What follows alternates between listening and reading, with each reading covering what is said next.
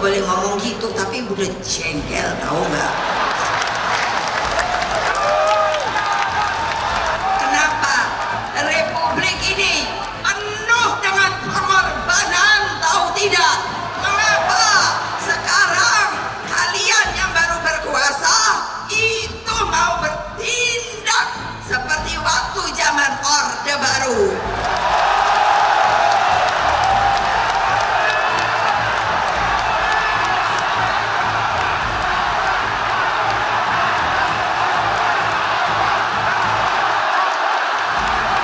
Berani tidak? Berani tidak? Berani tidak? Merdeka! Megawati mengutarakan kejengkelannya kepada pemerintah yang disebutnya telah bertindak sewenang-wenang menjelang Pilpres 2024. Menyinggung tindakan sewenang-wenang seperti intimidasi dan intervensi kepada masyarakat. Pernyataan Megawati ini seperti bentuk penegasan kepada Presiden Joko Widodo bahwa mereka sudah berbeda haluan, serta sebagai pesan kalau arena pertarungan telah dimulai. Hingga jelang kampanye Pilpres 2024, hubungan Jokowi dengan PDIP seperti benci tapi rindu, yakni antara mengkritik tapi masih merasa bagian dari partai. Sebenarnya, sebagai seorang teknokrat, gaya kepemimpinan Jokowi tak jauh beda dengan era Orde Baru. Dalam menciptakan kebijakan instrumental pemerintahan misalnya, Jokowi menghidupkan kembali gaya teknokrasi Soeharto dengan konsep developmentalisme. Ia memproyeksikan hampir seluruh kebijakan pada orientasi ekonomi pembangunan. Bedanya, Jokowi hidup di era ekonomi neoliberal atau pasar bebas dan demokrasi populis. Corak pembangunan neoliberal dengan konsep negara harus terbuka selebar-lebarnya kepada mekanisme pasar, seringkali justru brutal dalam berbagai praktiknya. Orientasi pasar bebas ini lebih bersifat menguatkan kelas menengah dan tentu saja kaum pemodal. Klaim-klaim kemajuan infrastruktur memang tak bisa diabaikan, tetapi faktanya puluhan kasus terjadi di mana rakyat menderita dalam skala besar. Peristiwa ini paling terjadi di bawah kebijakan oleh Jokowi. Umumnya, Jokowi membuat sebuah skema makro untuk merancang seluruh kebijakan pembangunan ekonominya. Rakyat kecil, dengan demikian, kurang menjadi pertimbangan dalam menjalankan proyek raksasa berskala besar itu, sehingga banyak rakyat dirugikan secara sepihak.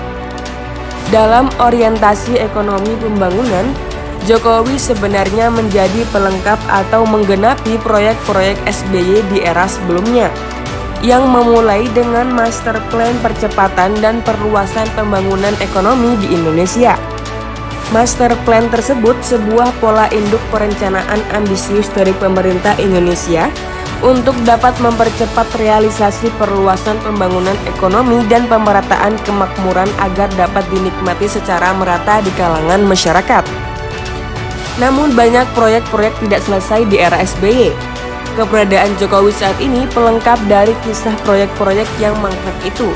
Tentu saja untuk kemudian digenapi Jokowi dengan kisah baru yang berujung pada keberhasilan. Namun gaya teknokrasi di bawah pemerintahan Jokowi sekarang ini terlihat relatif lebih solid dan fair, karena melibatkan hampir semua elemen dan sumber daya, mulai intelektual, birokrat, militer, kaum aktivis, sampai tokoh agama. Beda dengan era Orde Baru, di mana peran militer jauh lebih mendominasi.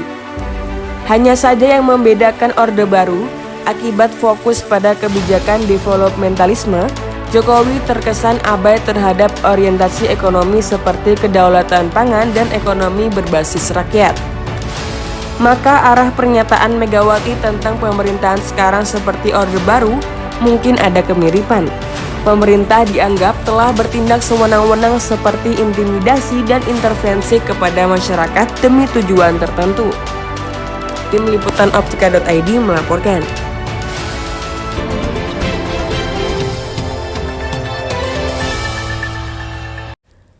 Sungguh aneh, Orang yang sebelumnya sangat dekat dengan keluarga Presiden Joko Widodo ini akhirnya mengaku sangat kecewa dan emosional dengan keluarga Presiden. FX Hadi Rutyatmo mengaku telah berpisah jalan dengan Joko Widodo. Puncak kecewa itu saat Gibran Rakabuming Raka menjadi calon wakil presiden pendamping Prabowo Subianto. Gibran merupakan putra sulung Jokowi. Meskipun demikian, dia enggan memastikan apakah DPC PDIP Kota Solo sudah mengeluarkan surat pencabutan keanggotaan Gibran. Rudi juga tak mempermasalahkan langkah Gibran yang tak juga mengembalikan kartu tanda anggota PDIP miliknya. Perjuangan yang masuk di PDI Perjuangan, aku untung saya punya 30 kursi dari 45. Kalau enggak dipret juga saya. Yang milih rakyat mana coba anaknya jenengan enggak mungkin dapat rekomendasi dari Megawati Soekarno Putri, karena Bu Mega adalah punya prerogatif dan masih sayang kepada Pak Joko Widodo yang saat itu belum ketahuan bobroknya gitu loh. Sekarang udah ketahuan. Rakyat yang tahu lah. Rudi menyatakan bahwa Gibran Rakabuming Raka telah berbohong soal 17 skala prioritas di Solo saat ini. Menurut dia, pembangunan 17 skala prioritas Solo itu bukan buah pemikiran Gibran. Kemudian Rudi mengatakan sakit hati dengan pernyataan Iriana Jokowi yang merasa terhina dengan sebutan petugas partai kepada suaminya. Peristiwa itu ditengarai sebagai awal mula keluarga Jokowi pisah jalan dengan PDIP. Karena persepsikan oleh buzzer-buzzernya beliau. Lah saya agak sakit hati karena Bu Iriana menyampaikan bahwa kecewa dengan Pak Jokowi Dina sebagai petugas partai. Kalau saya menilainya biasa dengan Bu Iriana. Kok Mbak Mega itu kan bukan siapa-siapa. Loh, mertuanya meninggal aja nggak ngelayat kok. Gibran Rakabuming Raka pun enggan menanggapi pernyataan FX Hadi Rutyatmo tersebut. Dia menyatakan Iriana tak pernah berbicara seperti yang diucapkan Rudi. Yang menyebut kalau beliau sakit hati karena Bu Iriana tidak suka Pak Jokowi dipanggil pengurus petugas partai. Ya? Memangnya ibu saya pernah bicara seperti itu? Ya? Nggak tahu. Kapan bicara seperti itu ibu saya? Malam ya? Malam kayaknya. Hah? Kemarin malam. Bicaranya apa? Videonya Pak. Pak Rudinya yang bicara semalam. Pak Rudinya yang bicara Enggak, semalam. yang saya tanyakan ibu saya kok. Ibu saya bicara apa? Nggak tahu. Jadi itu sing takon kok bingung. Jadi ketika Aku ya bingung loh ibu ora tahu ngomong. Ditanya soal FX Rudian juga mengungkapkan bahwa Iriana Jokowi tidak melayat saat ibunda Jokowi, Sujatmi, meninggal. Gibran meminta agar wartawan tak mengurusi gosip. Sementara itu, Ketua Umum Partai Solidaritas Indonesia yang juga putra bungsu Jokowi, Kaisang Pangarep, merespon pernyataan FX Hadi Rutyatmo yang mengumbar cerita sakit hati dengan istri Presiden Joko Widodo, Iriana Jokowi, ke publik. Menurut Kaisang, hal seperti itu tak perlu untuk diurusi. Tim Liputan Optika.id melaporkan.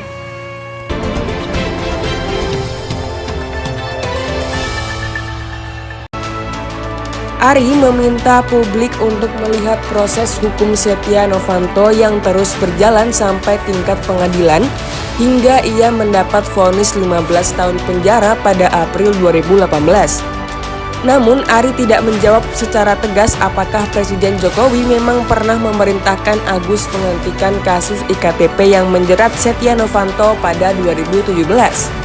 Bahwa Presiden menegaskan agar Bapak Setia Novanto mengikuti proses hukum yang ada di KPK, dan Bapak Presiden yakin bahwa proses hukum itu akan berjalan dengan baik ya.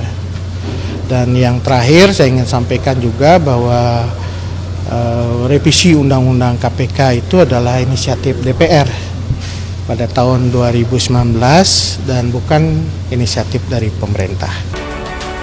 Pada kenyataannya, proses hukum terhadap Setia Novanto terus berjalan dan pada tahun 2017 sudah ada putusan hukum. Ari juga menjelaskan, pada pernyataan resmi tanggal 17 November 2017, Presiden Jokowi dengan tegas meminta Setia Novanto tetap mengikuti proses hukum di KPK. Sebab, Saat itu Setia Novanto telah menjadi tersangka korupsi kasus IKTP. Terkait revisi UU KPK yang turut disinggung Agus Raharjo, Ari pun menegaskan bahwa langkah itu merupakan inisiatif DPR. Terakhir, terkait sebuah pertemuan antara Jokowi dengan Agus Raharjo seperti yang disinggung, ternyata tidak pernah ada dalam jadwal Presiden pada saat itu. Sebelumnya, Ketua KPK periode 2015 sampai 2019 Agus Raharjo mengaku pernah dipanggil dan diminta Presiden Joko Widodo untuk menghentikan kasus korupsi IKTP yang menjerat Setia Novanto. Setia Novanto saat itu menjabat sebagai Ketua DPR RI dan Ketua Umum Partai Golkar, salah satu parpol pendukung Jokowi. Saya dipanggil sendirian oleh Presiden. Presiden pada waktu ditemani oleh Pak Pratikno. Jadi saya heran, biasanya yang memanggil itu berlima, ini kok sendirian. Dan dipanggilnya juga bukan lewat ruang wartawan, tapi lewat masjid kecil itu. Jadi dijemput dari sana. Nah itu di sana, begitu saya masuk, Presiden sudah marah. Presiden sudah marah, menginginkan, karena baru saya masuk itu, dia sudah teriak, hentikan. Kan saya heran, hentikan, yang dihentikan apanya gitu kan. Setelah saya duduk, ternyata saya baru tahu kalau yang suruh hentikan itu adalah kasusnya Pak Setnov. Ketua DPR waktu itu? Ya, Ketua DPR pada waktu itu mempunyai kasus IKTP, supaya tidak diteruskan. Nah, sprindik itu kan sudah saya keluarin 3 minggu yang lalu. Tim Liputan Optika.id melaporkan.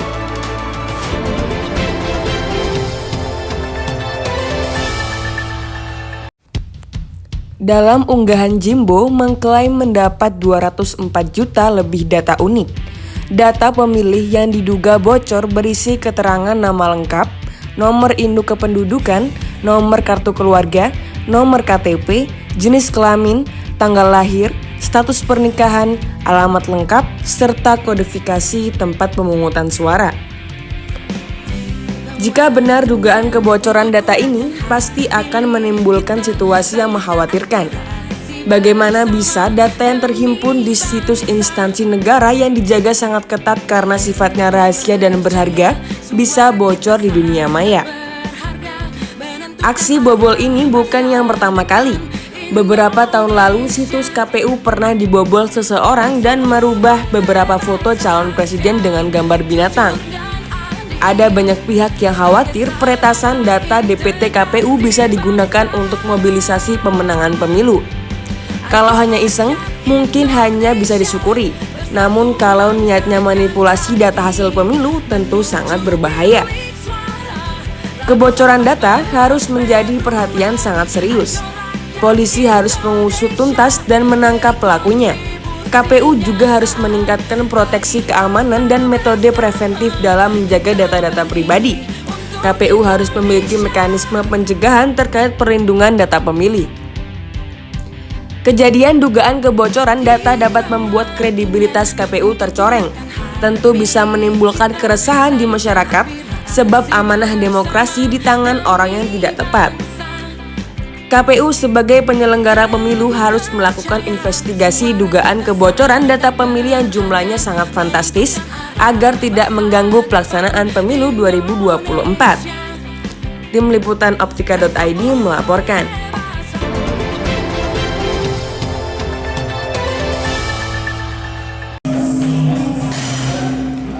Atas penetapan ini, pemerintah Provinsi Jawa Timur memberikan apresiasi yang setinggi-tingginya kepada UNESCO atas penetapan Gunung Ijen tersebut. Membanggakan lagi, Ijen Geopark dinyatakan lulus sidang Konsil UNESCO yang digelar di Provinsi Satun, Thailand pada 5 September 2022 dengan nilai terbaik. Diharapkan status baru Gunung Ijen tersebut akan berdampak signifikan bagi daya tarik wisata Gunung Ijen, lebih-lebih untuk wisatawan mancanegara yang pada akhirnya juga berdampak pada perekonomian warga. Yang jelas setelah pasca penetapan Ijen Geopark sebagai wisata geopark, kita tetap merujuk kepada hasil rekomendasi dari sidang konsil UNESCO. Ada 5 poin penting di situ. Yang jelas ini nanti akan segera ditindaklanjuti bersama-sama dengan seluruh stakeholder yang terlibat dan yang sudah incas selama ini dengan kita di Ijen Geopark kawasan seperti BKSDA, Taman Nasional, kemudian Perhutani, PTPN, dan juga mitra-mitra geopark Ijen yang lain. Dan karena ini menjadi penting karena nanti setelah sebuah geopark ditetapkan menjadi sebuah geopark, 4 tahun kemudian ini akan direvalidasi lagi oleh UNESCO.